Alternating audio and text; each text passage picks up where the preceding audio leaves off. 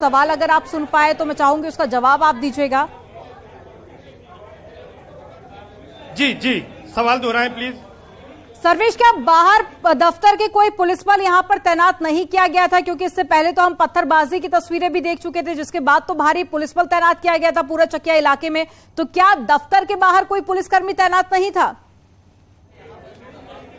देखिए, यहाँ पर कोई पुलिसकर्मी तैनात नहीं था और ये चूंकि पूरी तरह से, और ये अब मैं आपको दिखाऊंगा कि यहाँ पर एसआईटी टीम जो बनी थी अतीक अहमद अशरफ हत्याकांड को लेकर, उसके यहाँ पर जो एसीपी हैं सत्येंद्र पी तिवारी जी, वो यहाँ पर पहुंच चुके हैं और अब वहाँ यहाँ पर मौके को देखने जा रहे हैं। एसआईटी टीम में भी आप हैं और इसके साथ साथ एसीपी हैं, काफी तेज तर्रार अफसर हैं, अब यहाँ पर पहुंचे हैं और अब ये देखने यहाँ पर आए हैं कि आखिर किसका ब्लड है, क्या जानकारी है यहाँ पर। ये अभी यहाँ पर अभी बुलाया गया है और अतीक अहमद अशरफ हत्याकांड के लिए जो एसआईटी गठित है उसमें भी सदस्य हैं और यहाँ पर पहुंचे हैं। अब ये जांच करेंगे, पड़ताल करेंगे कि आखिर यहाँ पर किस तरह से ब्लड यहाँ पर आया, इसकी जांच के लिए यहाँ पर पहुंचे हैं। यहाँ पर एसीपी सत्येंद्र पी तिवारी यानी सत्येंद्र प्रसाद तिवारी यहाँ पर पहुंच चुके हैं। अब यहाँ पर जांच करेंगे, फॉरेंसिक टीम भी यहाँ पर पहुंचने वाली है, उसके बाद फॉरेंसिक टीम भी अपनी कार्रवाई करेगी। लेकिन बड़ा सवाल यही है कि आखिर यहाँ पर ये किस तरह से ये कार्रवाई यहाँ पर हो रही है। और आप देखिए कि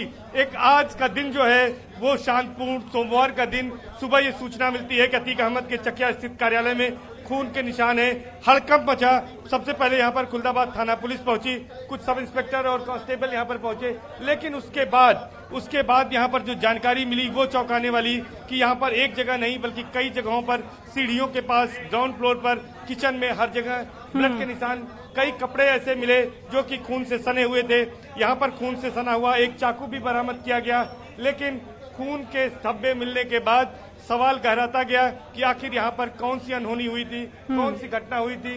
हड़कंप मचा, खुलदाबाद थाना प्रभारी यहाँ पर बुलाए गए, उनके आने के बाद यहाँ पर उच्च अधिकारियों को सूचना दी गई, जिसके बाद यहाँ पर अब एसीपी सत्येंद्र प्रसाद तिवारी यहाँ पर पहुंचे हैं। वो अतीक अहमद अशरफ हत्याकांड की जांच कर रहे हैं के लिए जो सर्वेश में लौटूंगी आपके पास में। शिवम भी हमारे साथ में जुड़ गए हैं। शिवम, खून के धब्बों की जानकारी आखिर कैसे मिली थी? क्या मीडिया के पहुंचने के बाद ही ये तस्वीरें सामने आई और उसी के बाद क्या पुलिस को सूचना दी गई, या फिर कोई और व्यक्ति था जिसने खून के धब्बे देखकर जानकारी दी थी?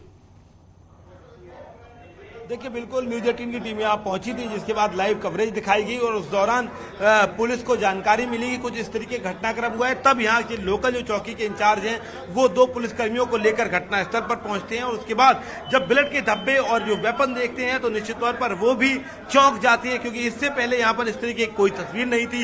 ये पूरा कार्यालय खुला पड़ा रहता था, खाली पड़ा रहता था, जिसके बाद वो जो चौकी इंचार्ज है वो पूरा मुआयना करते हैं, ऊपर तक जाते हैं, चीजों को समझते हैं और उसके बाद फिर वो अधिकारियों को सूचना देते हैं। जिसके बाद अब एसआईटी की टीम के जो एसीपी हैं वो यहाँ पहुंचे हुए हैं, तमाम और अधिकारीगण यहाँ पहुंच गए हैं। एफएसएल की टीम कुछ देर में पहुंचेगी, यानी कि इस वक्त घटनास्थल पर प्रयागराज पुलिस और एसआईटी की टीम पहुंची है, जो लगातार अपनी जांच कर रही है। समझा जा रहा है तो न्यूज 18 की टीम सबसे पहले यहां पर पहुंची, जिसके बाद में पुलिस को जानकारी दी गई। अब पुलिस की टीम भी मौके पर पहुंच चुकी है और न्यूज रूम से अनुपम भी हमारे साथ में जुड़े हुए हैं। अनुपम का रुख कर लेते हैं। अनुपम, तमाम राज्यों में पुलिस छापेमारी कर रही है और तमाम ऐसे आरोपी जो पुलिस की गिरफ्त से दूर हैं उनको पकड़ने की कोशिश कर रही है, लेकिन प्रयागराज में ही कुछ ऐसा हो रहा है जिसकी जानकारी पुलिस को भी नहीं है। देखिए, सबसे बड़ी बात यह है कि आखिर ऐसा क्या हुआ चकिया वाले दफ्तर में, आखिर क्या कोई संघर्ष हुआ है? क्या चकिया वाले दफ्तर के अंदर कोई बड़ी घटना घटी है? सवाल यह है कि पिछले 72 या 96 घंटों में ऐसा क्या हुआ है, क्योंकि ये खून के निशान ये बताते हैं कि ये निशान ज्यादा पुराने नहीं हैं। जो लगातार जो लोग प्रत्यक्षदर्शी हैं, जो अभी मौके पर हैं, जो बता पा रहे हैं, जो जानकारियां दे पा रहे हैं, उनके मुताबिक ये कहा जा रहा है कि ये खून के निशान ज्यादा पुराने नहीं हैं। क्योंकि अमूमन आप देखती हैं कि जब भी कहीं कोई घटना होती है तो अगर वो खून के निशान साफ तौर पर दिखाई दे रहे हैं तो ये अमूमन माना जाता है 2 या 3 दिन पुराने ये खून के निशान हो सकते हैं। तो अगर हम कहें तो 24 से 96 घंटे के बीच, 72 से 96 घंटों के बीच के ये खून के निशान अगर होते हैं, वैसे तो ये सारी चीजें पुलिस इन्वेस्टिगेशन में सामने आएंगी या एफएसएल और जो तमाम टीमें हैं वो जो जांच करेंगी उसमें ये चीजें निकल करके सामने आएंगी। लेकिन सवाल सबसे बड़ा ये है कि जिस जगह पर प्रयागराज में उमेश पाल की हत्या होती है, जहां पर पुलिस कस्टडी में पुलिस की रिमांड के दौरान वहां पर अतीक और अशरफ की हत्या होती है, वहां पर चकिया वाले दफ्तर पर पुलिस ने फोर्स क्यों नहीं लगाई? क्या वहां पर थानेदार, चौकी इंचार्ज या तमाम जो पुलिस का स्टाफ होता है, अगर वो इस दफ्तर पर तैनात रहता, क्योंकि इसी दफ्तर से पिछले वक्त में हथियारों की रिकवरी हुई थी, तमाम पैसे बरामद हुए थे, तो फिर ये लापरवाही पुलिस से क्यों हुई? ये एक सबसे बड़ा सवाल है। और जो सवाल ये पैदा कर रहा है कि इतने बड़े दफ्तर में आखिर इस तरीके से खून से सने हुए कपड़े मिलना, टूटी हुई चूड़ियां मिलना, कौन इस दफ्तर में आया था, किसने क्या किया? क्या कुछ और लोग भी यहां पर थे जिनके बीच में आपस में संघर्ष होता है? ये चाकू जिसे खून से सना हुआ है, ये खून से सने हुए कपड़े, ये तमाम चीजें क्या बता रही हैं? आखिर क्या हुआ है? प्रयागराज पुलिस के अधिकारी, आपको बता दें कि पिछले 1 से 1.5 घंटे से लगातार न्यूज 18 की टीम इस बड़ी खबर पर बनी हुई है। लगातार ग्राउंड जीरो से हमारी टीम रिपोर्टिंग कर रही है। शुरुआत में जो थाना अध्यक्ष हैं वो मौके पर आए और अब जाकर जो एसआईटी टीम में है एससीपी वो वहां पर पहुंचे हैं, लेकिन अभी भी कोई बड़ा अधिकारी प्रयागराज का मौके पर वहां पर नहीं पहुंचा है। प्रयागराज पुलिस के बड़े अधिकारी अब तक घटना पर नहीं पहुंचे हैं। सवाल यहां पर यह है, ये सारी बात इन्वेस्टिगेशन के पॉइंट ऑफ व्यू में है कि आखिर ये खून किसका है, ये खून के निशान कहां से आए, ये चाकू का प्रयोग किस लिए हुआ?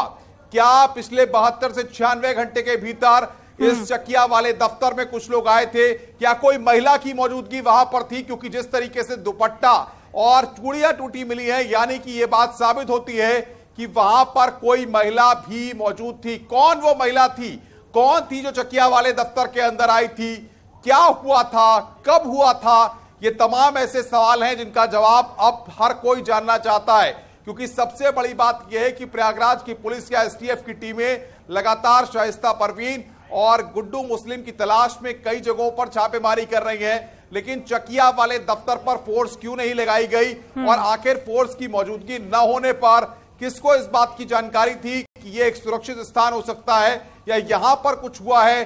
किचन का सामान बिखरा हुआ है, सारी चीजें वहां पर अस्त व्यस्त हैं। ऐसे में वहां पर क्या हुआ है, तमाम सारी बातें जो है हर किसी के जहन में चल रही हैं। ऐसे में पुलिस को अब चीजों को जल्दी साफ करना होगा कि आखिर इस दफ्तर में क्या हुआ था। पिछले 72 से 96 घंटे के भीतर इस दफ्तर के में कौन कौन लोग मौजूद थे, कौन वहां पर आया था? आसपास के जो सीसीटीवी कैमरे होंगे उनको भी खंगाला जाएगा, उनमें देखा जाएगा कि क्या चकिया वाले दफ्तर में किसकी एंट्री हुई। क्योंकि सबसे बड़ी बात यह है कि उमेश पाल की मर्डर के बाद से लगातार और जिस तरीके से पीडीए की टीम और अधिकारियों ने इस दफ्तर पर एक्शन लिया बिल्कुल था, अनुपम, और सबसे बड़ी बात यह कि अगर न्यूज 18 की टीम वहां पर नहीं पहुंचती और कवरेज नहीं करती तो शायद अभी भी पुलिस को इस बात की जानकारी नहीं होती कि दफ्तर के अंदर खून के निशान है या फिर खून से सना हुआ वहां पर चाकू रखा हुआ है।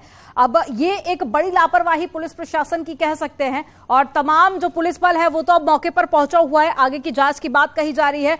और शिवम हमारे साथ भी जुड़े हुए हैं, एक बार फिर से शिवम का रुख कर लेते हैं। शिवम, अब देखिए सवाल दो हैं, क्या किसी का संघर्ष यहां पर इस चीज को दिखाता है? सर्वेश हमारे साथ में जुड़े हुए हैं, सर्वेश का रुख कर लेते हैं। सर्वेश, आप वहां पर मौजूद थे जिसके बाद में पुलिस वहां पर पहुंची और साथ ही तमाम जो चाकू थे उसको कब्जे में ले लिया, खून के निशान भी आपने ग्राउंड जीरो पर देखे।